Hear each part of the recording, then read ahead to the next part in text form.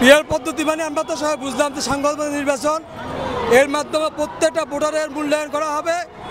পাশাপাশি যারা দেশের বাইরে আছেন অর্থাৎ প্রবাসী যারা ভোটার আছেন প্রায় 1,10,00,000 এই প্রবাসী ভোটারদের মূল্যায়ন হবে। আজকে রেমিটেন্স হলে প্রবাসীদেরকে লাগে, কিন্তু ভোটারের ক্ষেত্রে প্রবাসীদের কোনো মূল্যায়ন করা হয় না। অনেক নেতা বলে তারা তো বাইরে থাকে, তারা তো মামলা খায় না, এতে ভোটার মূল্যায়ন কি? বাংলাদেশ জামাত ইসলামী চায় প্রত্যেকটা ভোটার মূল্যায়ন হোক এবং ভোটের মাধ্যমে কেউ যেন 200, 250 অথবা হল মানে কেন্দ্র দখল করে ক্ষমতা যেতে না পারে। প্রত্যেকে যদি রিপ্রেজেন্টেশন থাকে তাহলে আগামী সংসদ হবে সুন্দর হবে এবং প্রত্যেকটা এলাকায় একটা সুন্দর উন্নয়নের ধারাবাহিকতা প্রবাহিত হবে ইনশাআল্লাহ। পিয়ার পদ্ধতির নির্বাচনটা আমাদের দেশে এবারই প্রথম আলোচনায় আসছে।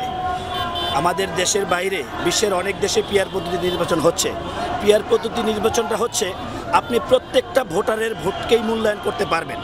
এখন আমাদের দেশের নির্বাচনী যে ব্যবস্থাটা আছে, এখানে দেখা গেছে একজন পার্লামেন্ট মেম্বার 1,05,000 ভোট পেয়ে পার্লামেন্ট মেম্বার হয়ে যাচ্ছে, কিন্তু তার পিছনে যিনি আছে উনি 1 লক্ষ ভোট পেয়েছে, তার কিন্তু এমপি হওয়ার কোনো সুযোগ থাকে না। কিন্তু এই 1 লক্ষ ভোটারের প্রতিনিধিত্ব যিনি করতেছে তিনি কিন্তু পার্লামেন্টে যেতে পারতেছে না এবং তাকে যারা সমর্থন করলো তাদের আশা আকাঙ্ক্ষার কোনো প্রতিধ্বনি কিন্তু সংসদ পর্যন্ত যাচ্ছে না। পিয়ার পদ্ধতি নির্বাচনের মাধ্যমে প্রত্যেকটি ভোটারের ভোটের মূল্যায়ন হবে এবং প্রত্যেকটি ভোটার তার প্রতিনিধিকে সংসদে পাঠাতে পারবে। আমরা চাই বাংলাদেশে আর কোনো ফেসিবাদের আস্তানা না থাকুক।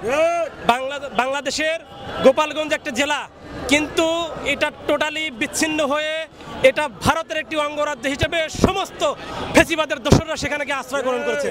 আমরা চাই বাংলাদেশের প্রত্যেকটা জেলা ইকুয়াল হবে, কোনো জেলায় স্পেশাল কোনো ফোর্স থাকবে না, সকল জেলা সমান হবে, সকল জেলায় সকল দলের লোক সহাবস্থান করবে। আপনারা জানেন গোপালগঞ্জে ইতিপূর্বে কোনো সংগঠনের লোক সমাবেশ করতে পারে না। কেন করতে পারবে না? সকল দলের সহাবস্থান নিশ্চিত করতে হবে। ওখানে গোপালগঞ্জ কারো বাবার জায়গা না। বাংলাদেশ জামাত ইসলামী জিন্দাবাদ জিন্দাবাদ জিন্দাবাদ।